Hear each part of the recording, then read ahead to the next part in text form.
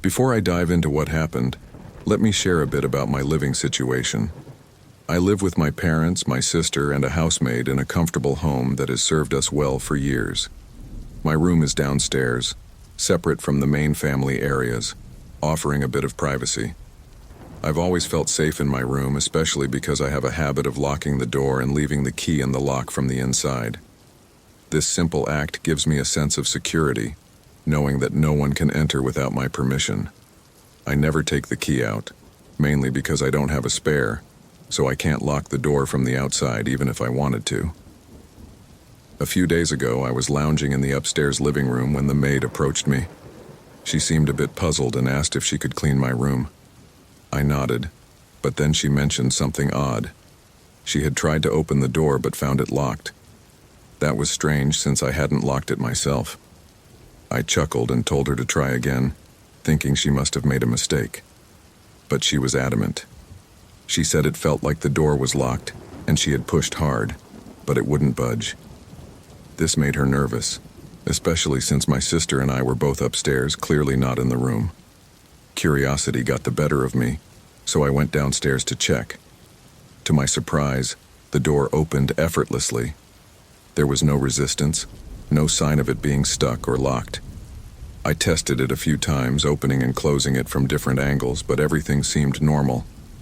I brushed off the incident, assuming the maid had simply misjudged the situation. The following day, my sister needed to retrieve her straightener from my room. She knocked a few times but couldn't get the door to open. She called the maid, and together they tried to push it open, but it wouldn't budge. They both insisted it felt locked, though I knew I hadn't touched the lock. When I returned home later that day and tried the door myself, it opened without any trouble. My sister stared at me, bewildered, while I laughed it off again, chalking it up to a misunderstanding. Then, things took a more unsettling turn. Yesterday, my dad tried to leave a package in my room while I was out. He told me later that he couldn't get the door open, so he left the package outside. He was sure the door wasn't stuck but locked, even though I had left it open. This was starting to feel more than just a series of odd coincidences. There was no way anyone could lock the door from the outside, yet multiple people had experienced the same issue. Now, a sense of unease has settled over me. What could be causing this? Is there some unknown force preventing people from entering my room? This has never happened before, not in the 10 years I've lived in this house. The thought of something or someone manipulating the door, keeping it locked when it shouldn't be, is deeply unsettling. I can't shake the feeling that something is watching, perhaps lurking just out of sight. Whatever it is, it's left me questioning the safety of the space I once considered my sanctuary.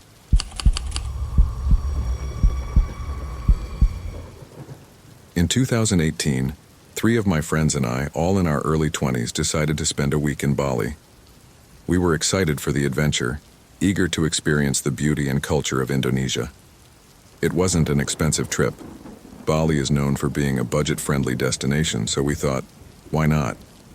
The plan was simple: sightseeing, indulging in local cuisine, hiking through lush landscapes, and spending lazy days on the beach.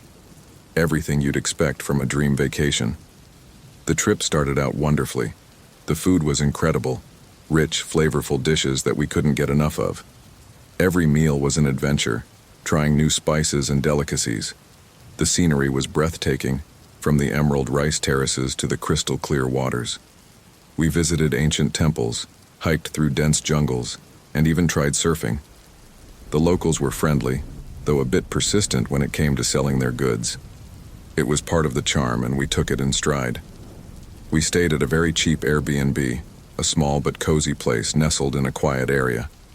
The building itself had character: wooden double doors, an open design that let the tropical air flow through, and a beautiful little garden out front.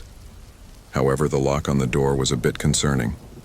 It wasn't a traditional lock, but rather a simple wooden block placed through the door handles to keep it shut. It didn't feel very secure, but we figured it would be fine for the week. For the first 6 nights, everything went smoothly. We spent our days exploring and our nights sharing stories, laughing, and enjoying the tropical atmosphere. But on the seventh night, something strange happened. As we were getting ready for bed, we noticed the wooden block was missing from the door. At first, we thought one of us had misplaced it. It seemed like a minor inconvenience, so we improvised by wedging a selfie stick through the handles to keep the door closed. It wasn't the best solution, but it worked well enough. We didn't think much of it since nothing out of the ordinary had happened so far. Late that night, I woke up to a strange clicking sound. It was faint but persistent, like someone fiddling with the door. At first, I thought it was one of my friends, maybe getting up for a late-night snack or trip to the bathroom. But when I glanced around, I saw that everyone was still fast asleep. Curious and a bit uneasy, I got up to investigate. The sound was definitely coming from the door. As I approached, I noticed a small gap between the double doors. To my horror, I saw the selfie stick had been broken. My heart began to race as I peered through the gap. Outside, in the dim light, I saw 3 figures. They were trying to force the door open, using something to pry it apart. One of the men held up the missing wooden block, grinning as if to mock us. My breath caught in my throat. One of the men looked disturbingly familiar. He was the cleaner we had seen during the day, the same man who had been so polite and unassuming. What was he doing here in the middle of the night? Panic set in. I yelled out, startling my friends awake. The intruders, realizing they had been caught, quickly fled into the night. My friends rushed to my side, confused and frightened. I explained what had happened, and we spent the rest of the night wide awake, huddled together, waiting to see if they would return. The next morning, we reported the incident to the Airbnb staff. We described the men, especially the cleaner, hoping for some answers. To our shock, the staff seemed just as surprised as we were. They told us that only women in their 30s and 40s were employed to clean the property. There was no record of a male cleaner. That revelation sent chills down my spine. Who were those men? How did they have access to our Airbnb? The staff assured us they would investigate, but we couldn't shake the feeling of unease. We decided to cut our trip short, leaving Bali a day earlier than planned. Thankfully, nothing valuable was taken, and we were able to leave without further incident. But the memory of that night still haunts me. I can't help but wonder what might have happened if I hadn't woken up when I did. The thought of those men breaking into our room, of being so vulnerable and unprotected, is a fear that lingers. Even now, years later, I can't help but double-check the locks whenever I stay somewhere new.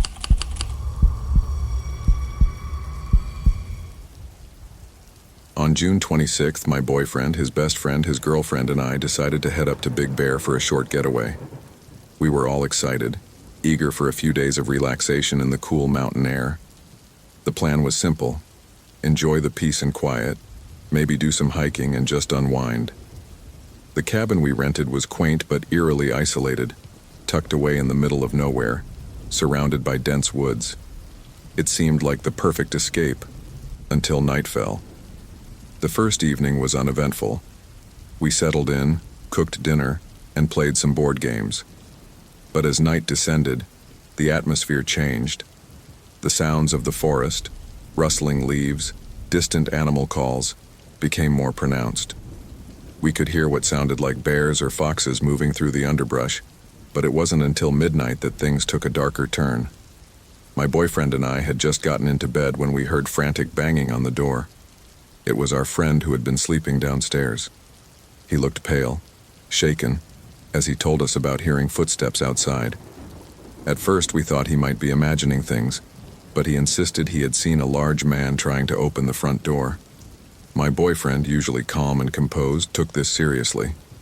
He grabbed a flashlight and did a thorough check of the cabin, even stepping outside to see if anyone was around. But the darkness and dense woods offered little visibility. Feeling uneasy, we decided to gather in the room where the other couple was staying. This room had a porch with a sliding glass door that led directly into the forest. The idea of someone, or something, watching from those dark woods sent shivers down my spine. As we huddled together, my boyfriend went to check the glass door. When he pulled back the curtain, he jumped back with a gasp, his face pale. "Oh my God," he whispered. barely able to get the words out. "There's a huge man out there staring right at us from the woods," he said. His voice was low but urgent, and I could see the fear in his eyes. That moment sent a chill through all of us. We quickly locked the door and pulled the curtains shut, deciding it was best to stay together. Even though it was the middle of summer, we kept every window closed, not daring to let even a crack of air in. The room became stiflingly hot with 5 of us crammed into a small space, but no one complained. The fear of the unknown outside was far worse than the discomfort of the heat. About 30 minutes passed in tense silence. We could hear every creak of the cabin, every rustle of leaves outside. Eventually, my boyfriend and I decided to return to our room, thinking the worst was over. We tried to relax, but around 1:30 in the morning, just as I was starting to drift off, a loud thud jolted us awake. The power went out, plunging the cabin into darkness. Panic gripped me. My boyfriend tried to reassure me, but the lack of phone signal left us feeling isolated and helpless. Thankfully, our friend had a different phone carrier and managed to get a single bar of service. He called the sheriff's office, explaining our situation. It felt surreal, like something out of a horror movie. We didn't know if we were overreacting, but the fear was real. The utility company sent a fire crew to check on us. They confirmed what we had feared. Someone had deliberately shut off the power from outside. They also found signs that someone had tried to force open the back door. Though nothing worse happened that night, the experience left us all deeply shaken. The thought of what could have happened if we hadn't been able to call for help still haunts me.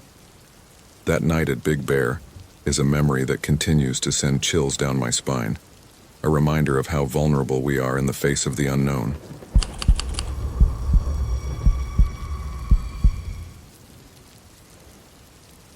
I'm still not sure what happened a few months ago, and I'm scared to go home again. I was renting a house through Airbnb, a cozy place that seemed perfect at first, nestled in a quiet neighborhood. I had just moved into a new house, and across the street stood an empty mansion. It was one of those grand, imposing structures that seemed to carry the weight of history, and seeing it was actually what made me want to buy the house in the first place. I've always been drawn to empty places, especially those wrapped in mystery or creepy stories. There's something about the silence and the unknown that has always fascinated me. This mansion had a peculiar charm, one that whispered secrets of its past. From what I learned, it had been in the same family for generations. The house was a magnificent old structure with intricate woodwork, stained glass windows, and a large, overgrown garden that hadn't been tended to in decades. But in the early 1900s, the story took a dark turn. All the last family members living there disappeared at the same time. There were no clear answers, no bodies, no signs of a struggle, nothing. They simply vanished. Since then, the mansion had stood empty, its windows dark and hollow, as if watching the world pass by without it. At first, I thought this was fascinating. I imagined it as a sort of time capsule, a silent witness to history, and I was excited to live near such a place. But eventually, my curiosity got the best of me. I wanted to know more. What could have happened in that mansion? I started researching its history, digging into old newspapers and even visiting the local library. The more I learned, the more obsessed I became. There were reports of strange noises, sightings of shadowy figures, and unexplained lights coming from the house at night. Some locals believed the mansion was cursed, while others thought it was haunted by the spirits of the vanished family. One evening, I decided to take a closer look. I waited until dusk, thinking the fading light would make it easier to blend in. With a flashlight in hand, I crossed the street and approached the mansion. The gate creaked open with a groan that echoed in the stillness. My heart was pounding, but I told myself it was just an old house, nothing more. Once inside, the air felt different, heavy, almost oppressive. The grand foyer was covered in dust, with old furniture draped in white sheets. It was like stepping back in time. But there was something else, a feeling I couldn't shake, as if I were being watched. My pulse quickened and a sense of unease washed over me. I couldn't pinpoint what it was, but it felt wrong. Very wrong. I didn't stay long. My nerves got the better of me, and I rushed back to my house, my mind racing with questions and fears. I don't usually believe in the paranormal, so this feeling of dread was new to me. It wasn't long after that night that things began to change. Every time I walked home late at night, I felt an unshakable sensation of being watched from the mansion. The windows, dark and empty, seemed to follow me, and my imagination began to run wild. Then, the noises started. At first, they were subtle, creaks and groans from the old house across the street. But soon, the sounds began to emanate from my own home. At night, as I lay in bed, I'd hear faint noises coming from the kitchen and living room. Dishes clinking together, the faint shuffle of footsteps. It always happened just as I was drifting off to sleep, leaving me in that strange limbo between waking and dreaming. I tried to rationalize it. Maybe it was the house settling, or perhaps I was just imagining things. But deep down, I knew something was off. The most unsettling part was when the noises seemed to mimic the daily activities in my house. Like someone was going through my belongings, moving dishes, walking through the rooms. It felt as if the house was alive, responding to my thoughts and actions. Yesterday, I decided to sleep in the living room. It was too hot to sleep in my bedroom, and I thought a change of scenery might help me relax. I set up a cozy spot on the floor with pillows, a habit I had since childhood. I turned off the TV and lights, settling in for the night. But just as I switched off the last light in the living room, that familiar sense of dread returned. It was overwhelming, like an invisible weight pressing down on me. To calm myself, I hid under the blanket, clutching my phone and watching funny videos. It sounds childish, I know, but it was the only thing that made me feel safe. As I lay there, headphones ready but not yet plugged in, I froze.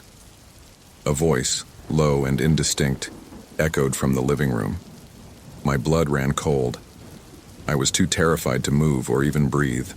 I knew I had to record this. Slowly, I reached for my phone, trying not to make a sound.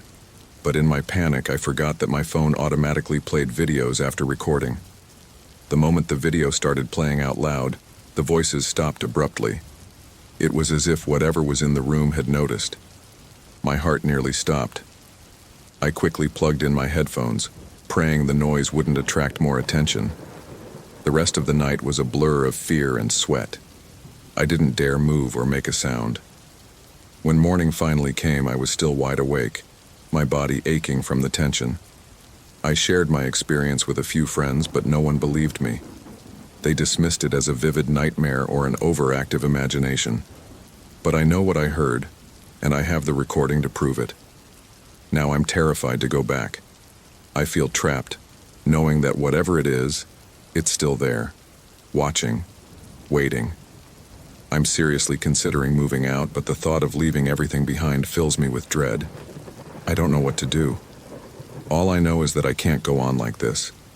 If I stay, I might lose my mind.